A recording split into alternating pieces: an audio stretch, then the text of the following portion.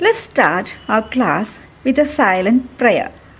നമുക്ക് ഇന്നത്തെ ക്ലാസ് നിശബ്ദ പ്രാർത്ഥനയോടെ ആരംഭിക്കാം.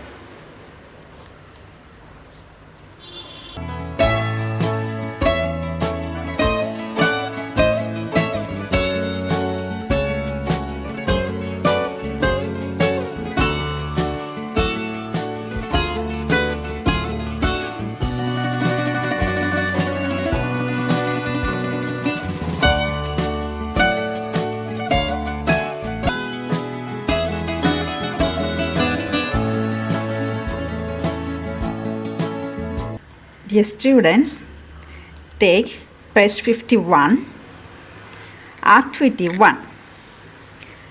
In Lenjo's story, there are many expressions which appeal to our senses of sight, hearing, smell, taste and touch. ലഞ്ചോയുടെ കഥയിൽ നമ്മുടെ കാഴ്ച, കേൾവി, മണം, രുചി, സ്പർശനം തുടങ്ങിയ ഇന്ദ്രിയ അനുഭവങ്ങളെ കുറിക്കുന്ന ഏതാനും പ്രയോഗങ്ങളുണ്ട്. For example, fresh and sweet air appeals to sense of smell. നല്ല ഉണർവും സുഗന്ധവുമുള്ള വായു എന്നർത്ഥമുള്ള ഈ സെൻറ്റൻസിന് നമുക്ക് നല്ല ഒരു മണത്തിൻ്റേതായ ഒരു എക്സ്പീരിയൻസാണ് തരുന്നത്. അതായത് മഴയ്ക്ക് ശേഷം നല്ല ഉണർവുള്ള ഒരു അന്തരീക്ഷം, നല്ല ഒരു fragrant atmosphere. The field was white appeals to sense of sight. Hail stone എല്ലാം വീണ് നല്ല വെള്ള കളറിൽ കിടക്കുന്ന വയൽ കണ്ട് പറയുവാണ് the field was white as salt. ഇത് നമ്മുടെ കാഴ്ചയുടെ ഒരു അനുഭവമാണ്. Find out from the story more expressions which appeal to your senses. ഇപ്രകാരം നമുക്ക് ഇന്ദ്രിയ അനുഭവങ്ങൾ പകരുന്ന ഏതാനും പ്രയോഗങ്ങൾ നമ്മുടെ കഥാഭാഗത്ത് നിന്ന് കണ്ടെത്തണം. Okay, these types of sensual experiences are called sensory imagery. ലഞ്ചോയുടെ കഥയിൽ നമ്മുടെ പഞ്ചേന്ദ്രിയങ്ങളെ ആകർഷിക്കുന്ന ഏതാനും പ്രയോഗങ്ങളുണ്ട്. അത് ഏതാണെന്ന് കണ്ടെത്താൻ നമുക്ക് വിവിധ തരത്തിലുള്ള സെൻസസ് ഏതാണെന്നൊക്കെ പഠിക്കണം. Which are the 5 sensing organs? Eyes for seeing, ears for hearing, nose for smelling, tongue for tasting and skin for touching or feeling. Thus, in literature, these sensual experiences or images are expressed to add beauty to the story or novel. നമ്മുടെ പഞ്ചേന്ദ്രിയങ്ങൾ ഏതൊക്കെയാണ്? നമുക്ക് കാണാൻ കണ്ണുകൾ, കേൾക്കാൻ ചെവികൾ, മണക്കാൻ അല്ലെങ്കിൽ ഘ്രാണിക്കാൻ മൂക്ക്, രുചിക്കാൻ നാവ്, തൊടാനോ അനുഭവിക്കാനോ ത്വക്ക്. ഇങ്ങനെ 5 അവയവങ്ങൾ അഥവാ ഇന്ദ്രിയങ്ങളാണ് നമുക്കുള്ളത്. സാഹിത്യത്തിൽ ഒരു കഥയ്ക്കോ നോവലിനോ ഒക്കെ കൂടുതൽ ഭംഗി വരുത്താനായി ഈ ഇന്ദ്രിയ അനുഭവങ്ങൾ, ഈ മാനസികമായ ചിത്രങ്ങൾ അഥവാ മെൻ്റൽ പിക്ചേഴ്സ് ഉപയോഗിക്കുന്നു.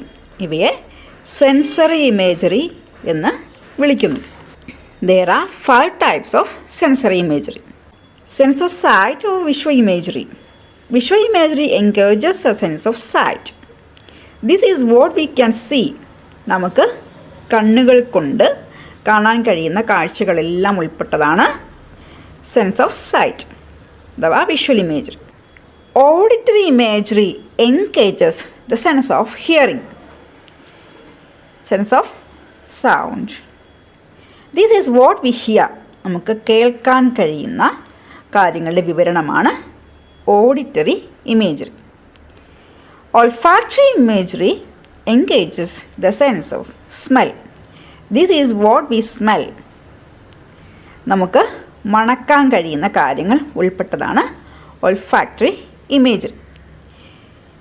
Tactile imagery engages the sense of touch.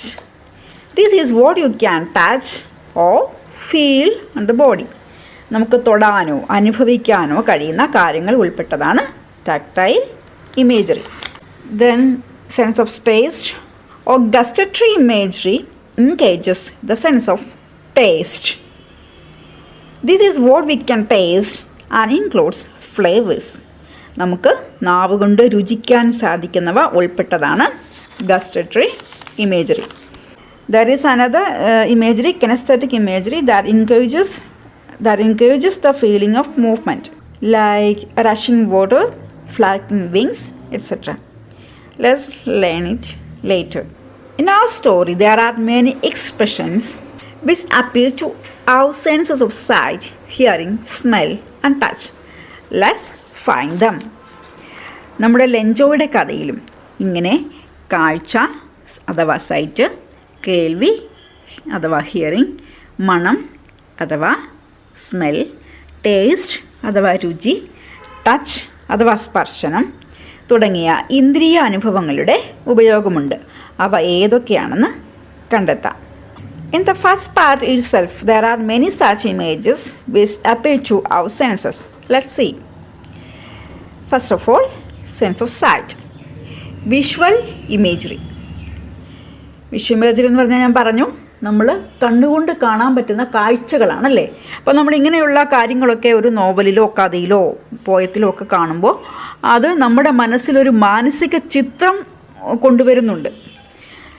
When we read the only house in the whole valley, the picture of a solitary house is there in our mind.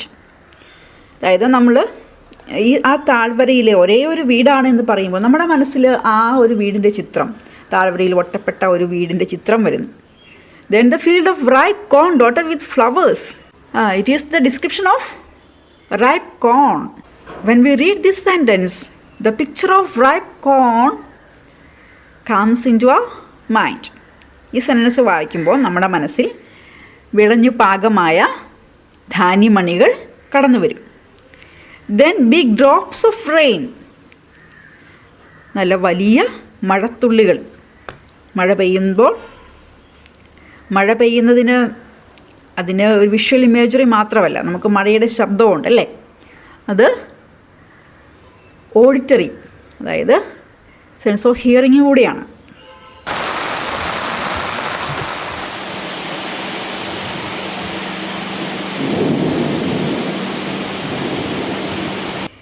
Huge mountains of clouds. ഭീമാകാരമായ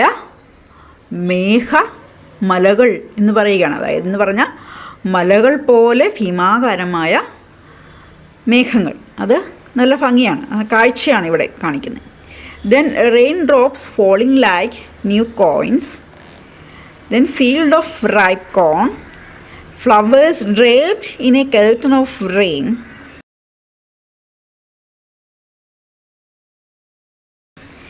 A strong wind began to blow. Very large hailstones began to fall. The field was white as if covered with salt. Not a leaf remained on the trees. ഈ സെൻറ്റൻസുകൾ, ഈ phrases അല്ലെങ്കിൽ ഈ വാക്യശകലങ്ങൾ നമ്മൾ വായിക്കുമ്പോൾ അതിൽ ഉൾപ്പെട്ടിരിക്കുന്ന കാര്യങ്ങൾ ഒരു മാനസിക ചിത്രമായി നമ്മുടെ മനസ്സിലേക്ക് വരും. അതാണ് ഇവിടുത്തെ sense of sight. Then sense of hearing or auditory imagery. Raindrops falling like new coins. അറിയാലേ, മഴത്തുള്ളികൾ വീഴുന്നതിനെ പുതിയ നാണയങ്ങൾ ചിതറി വീഴുന്നതായിട്ട് സങ്കല്പിക്കുകയാണ്. അപ്പം നാണയം വീഴുമ്പോൾ എങ്ങനെയാണ്, എൻ്റെ സ്വരം ഉണ്ടല്ലേ. അപ്പം നമ്മുടെ മനസ്സിലിവിടെ രണ്ട് ഇമേജാണ് വരുന്നത്. നാണയം നിലത്ത് വീഴുന്ന ആ സ്വരവും മഴത്തുള്ളികൾ വീഴുന്ന സ്വരവും. അങ്ങനെ ഇവിടെ സെൻസ് ഓഫ് ഹിയറിംഗ് എന്ന അനുഭവം നമുക്ക് ലഭിക്കുന്നു.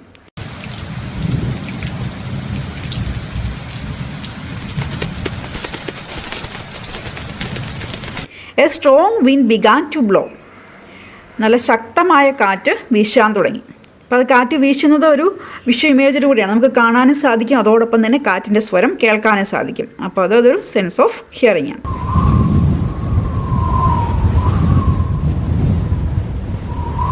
Very large hail stones began to fall. ഇവിടെയും ഇത് മേജറായിട്ടും ഇത് വിഷ്വൽ ഇമേജറിയാണ്. പക്ഷേ ഇവിടെയും നമുക്കത് ഭാവനയിൽ കേൾക്കാം നമ്മുടെ ചെവിയിൽ, ഈ ആലിപ്പഴം താഴെ വീഴുമ്പോഴുള്ള സ്വരം.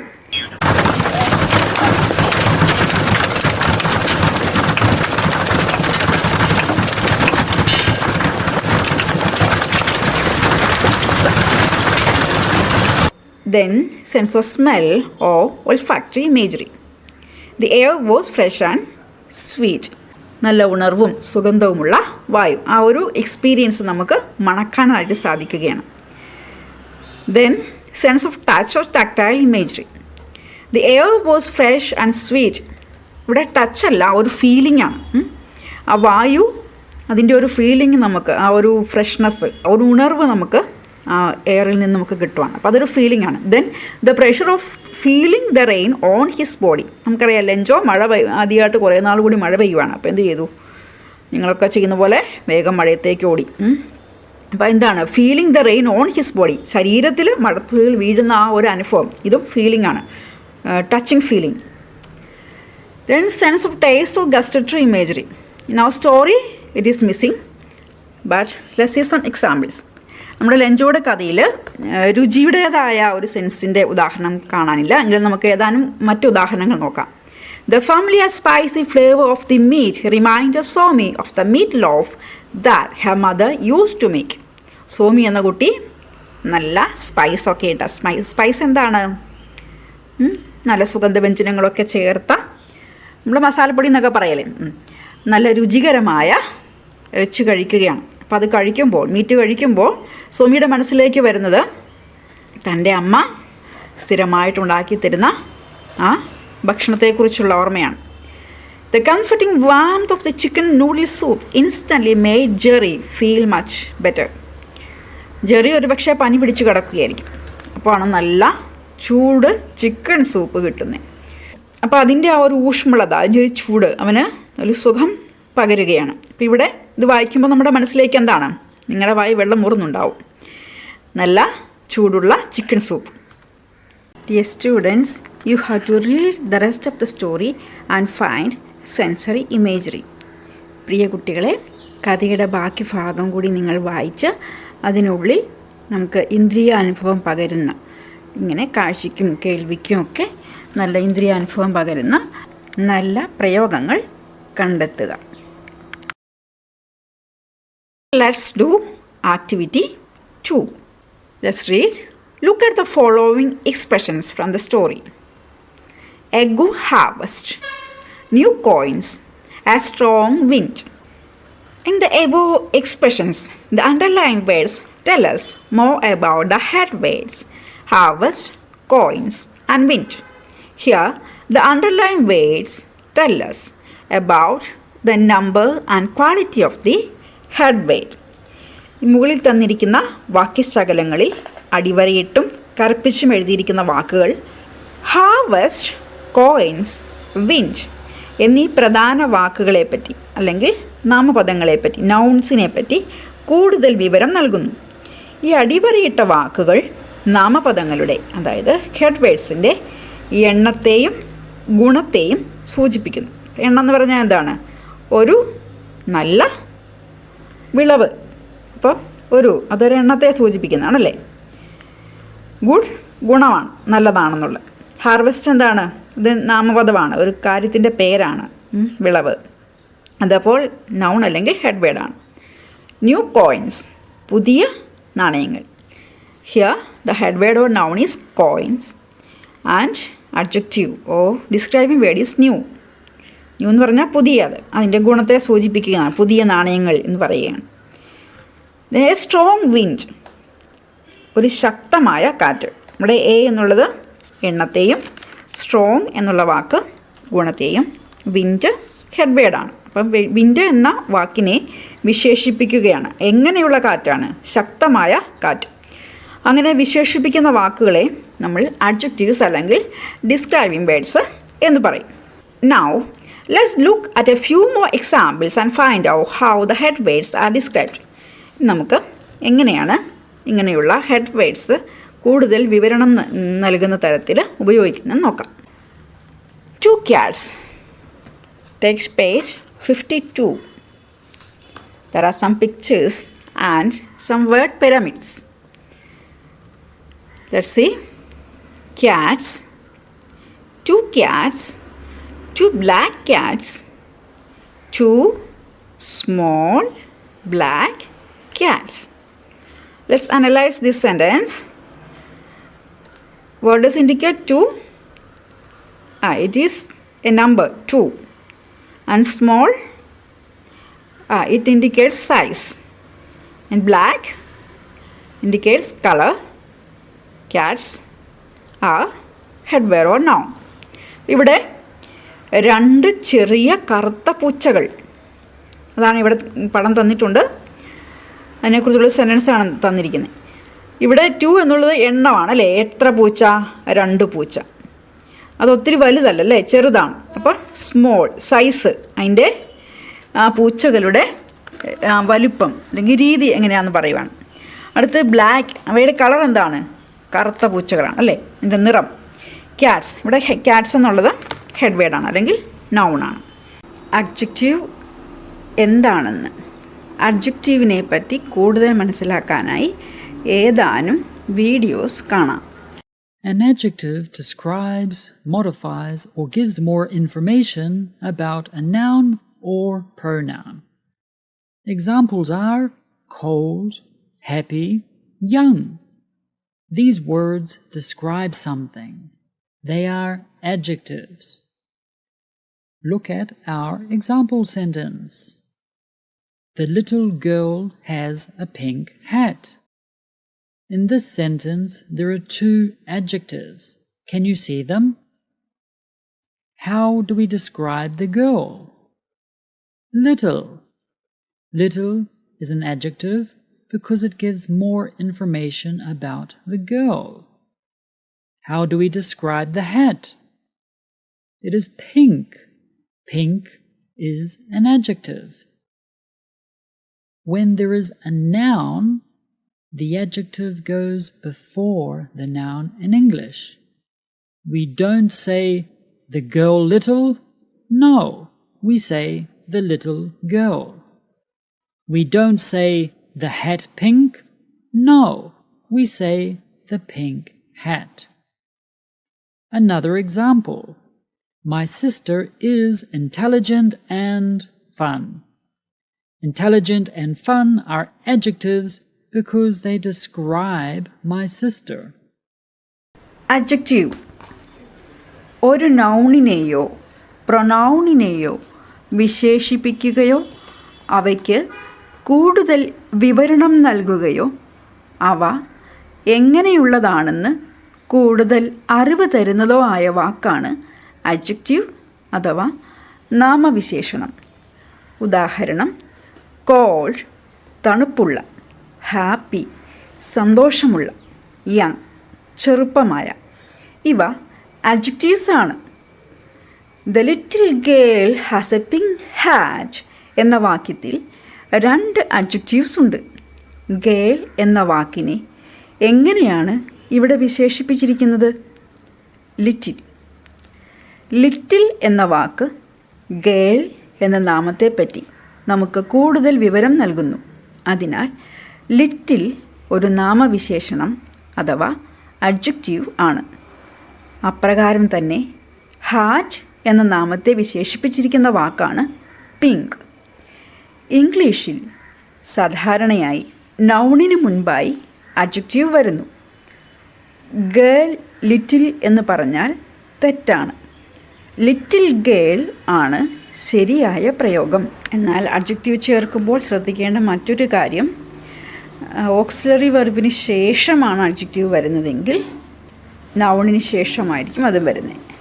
നമ്മൾ വീഡിയോയിൽ കണ്ട പോലെ my sister is intelligent and fun. ഇവിടെ എൻ്റെ സഹോദരി ബുദ്ധിമതിയും തമാശക്കാരിയുമാണെന്ന് പറയുകയാണ്. അപ്പോൾ ഇൻ്റലിജൻറ്റ്, ഫൺ എന്നീ വാക്കുകൾ മൈ സിസ്റ്റർ എൻ്റെ സഹോദരി എന്ന നാമത്തെ വിശേഷിപ്പിക്കുന്നു. Okay, dear students, let's return to the text, page 52. Certain words are added to the word cats. These words tell us more about the cats like the number, size and colour. പ്രകാരം എണ്ണത്തെയും തരത്തെയും അല്ല രീതിയെ, വലിപ്പത്തെയും നിറത്തെയും ഒക്കെ സൂചിപ്പിക്കുന്ന വാക്കുകൾ head വേർഡ്സിനോട് കൂട്ടിച്ചേർക്കുമ്പോൾ നമുക്ക് ഭംഗിയുള്ള ഭാഷ രൂപപ്പെടുത്താനായിട്ട് സാധിക്കും. നൗണിനെ കുറിച്ച് കൂടുതൽ വിവരം നമുക്ക് ഇങ്ങനെയുള്ള അഡ്ജക്റ്റീവ്സ് പകർന്നു തരുന്നു. Next one, look at the following: bag, a bag, a leather bag, a white leather bag, a big white leather bag, a big white rectangular leather bag. എന്താണ്? ആദ്യം ബാഗ് അല്ലേ? ഇതൊരു ബാഗാണ്. ഞാൻ ബാഗിന് ഒരു വിശേഷണം കൂട്ടുകയാണ്. എ ബാഗ്, ഇത് ഒരു ബാഗാണ്, ഒരേ ഒരു ബാഗേ ഉള്ളൂ. എ ലെതർ ബാഗ്, അതിൻ്റെ മെറ്റീരിയൽ എന്താണെന്ന് പറയുകയാണ്. എന്തുകൊണ്ടാണത് ഉണ്ടാക്കിയിരിക്കുന്നത്? ലെതർ കൊണ്ടുള്ള ബാഗാണ്. പിന്നെ അതിൻ്റെ colour, a white leather bag, വെള്ള കളറുള്ള ലെതർ ബാഗ്.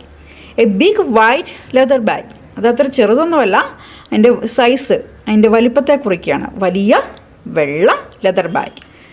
വീണ്ടും ഒരു വിശേഷണം കൂടി ചേർക്കുകയാണ്, അതിൻ്റെ ഷേപ്പിനെ കുറിച്ച് അല്ലേ? റെക്ടാങ്കുലർ എന്ന വാക്കുകൾ ഇവിടെ ചേർത്തിരിക്കുകയാണ്.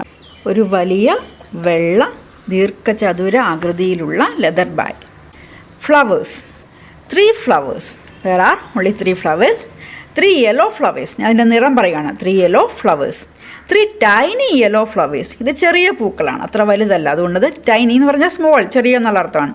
3 tiny yellow flowers. 3 ചെറിയ മഞ്ഞപ്പൂക്കൾ.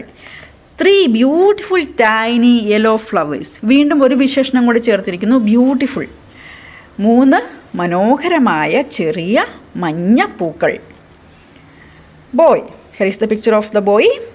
A boy, here is only, ഇവിടെ ഒരു ബോയേ ഉള്ളൂ. എ ലിറ്റിൽ ബോയ്, ഒരു കൊച്ചു ആൺകുട്ടിയാണ്. എ സ്മാർട്ട് ലിറ്റിൽ ബോയ്, വളരെ മിടുക്കനായ കൊച്ചാൺകുട്ടിയാണിത്. Identify the words in the above word pyramids which tell us about the number, quality, color, shape, size, etc. of the objects or persons. Write them in the relevant columns of the table overleaf.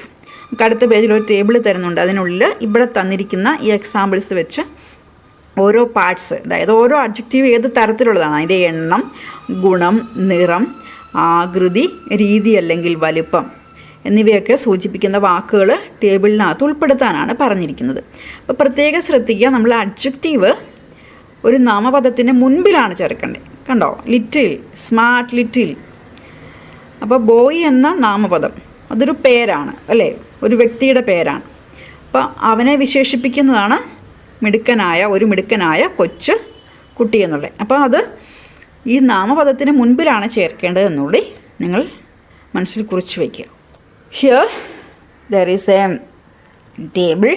You have to insert words from the sentences we have read now according to quantity, quality, color, shape, size, head weight.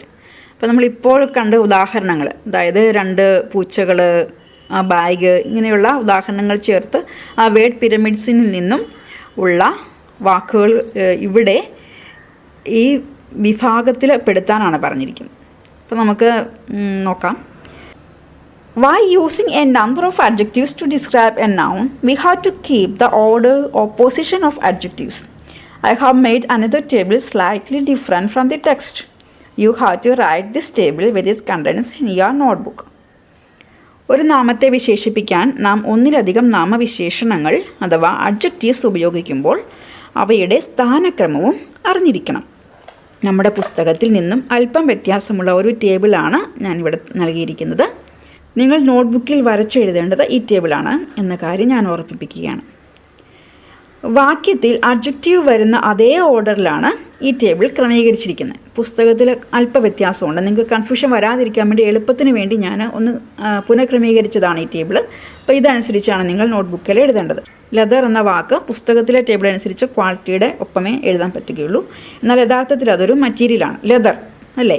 അത് ഏത് വസ്തു കൊണ്ടാണ് ഉണ്ടാക്കിയിരിക്കുന്നത് എന്ന് പറയുകയാണ്. പ്രിയ കുട്ടികളെ, ഈ table കണ്ട് നിങ്ങൾ വിഷമിക്കേണ്ട കേട്ടോ.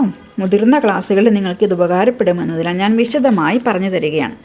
മനസ്സിൽ സൂക്ഷിക്കേണ്ടവ ഇവയാണ്.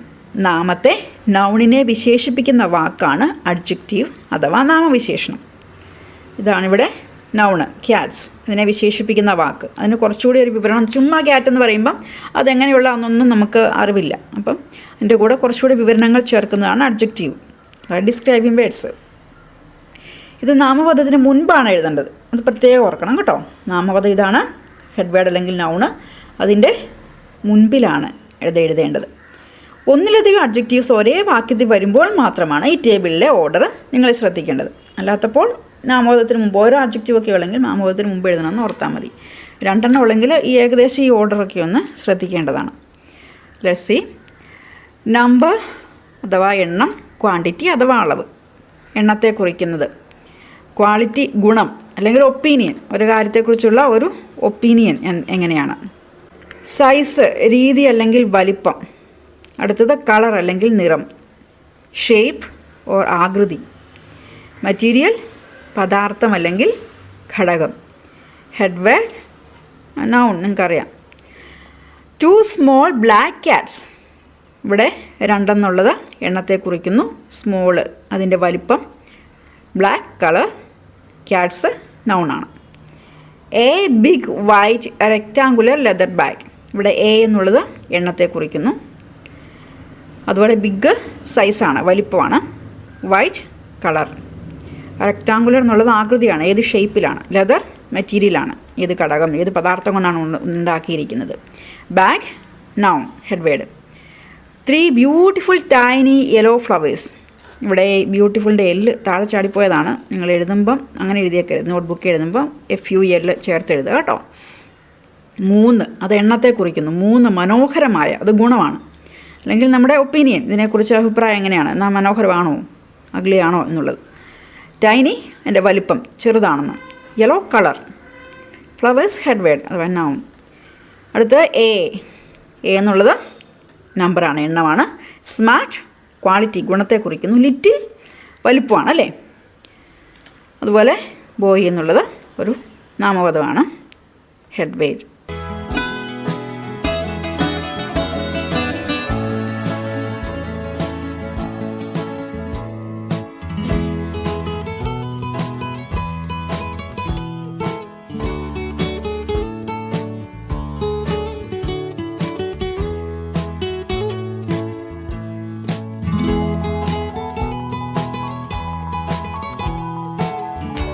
Now, let's read the rest of the passage. Read the story given below. Some words are underlined. Make the story more interesting by adding describing words to them similar to the ones you have listed above in the columns. All the underlined words are nouns or names of something. You have to insert apt adjectives before each noun. Let's do the first sentence together. You have to complete the rest of the passage at home. A sparrow laid small eggs in her nest on a tree. ഒരു കുരുവി മരത്തിലെ തൻ്റെ കൂട്ടിൽ ചെറിയ മുട്ടകളിട്ടു.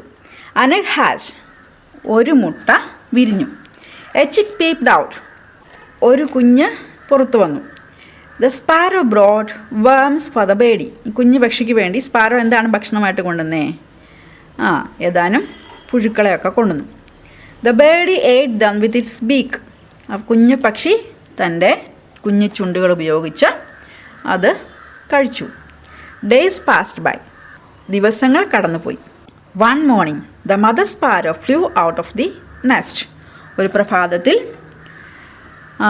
ഈ അമ്മക്കുരുവി ആ കൂട്ടിൽ നിന്നും പറന്ന് പുറത്തേക്ക് പോയി.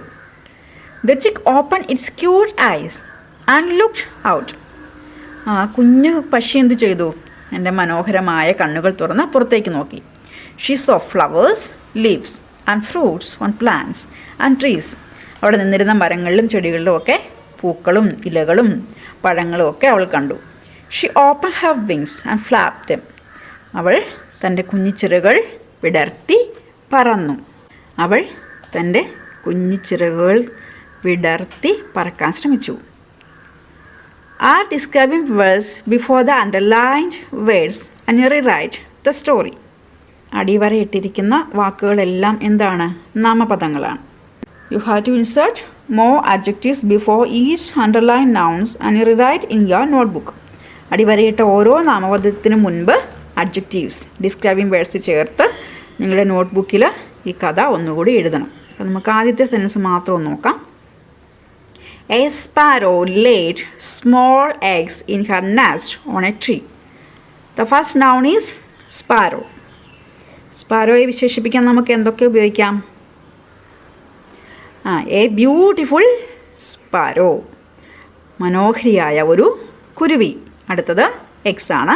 നമുക്ക് എക്സിൻ്റെ കൂടെ ഓൾറെഡി ഒരു അഡ്ജക്റ്റീവ് ഉണ്ട്, സ്മോൾ. അപ്പോൾ നമുക്ക് ഓർഡർ അനുസരിച്ച് വരുമ്പോൾ നമ്പർ ആദ്യം വരണം അല്ലേ. അപ്പം 2 ചെറിയ വെള്ള മുട്ടകൾ.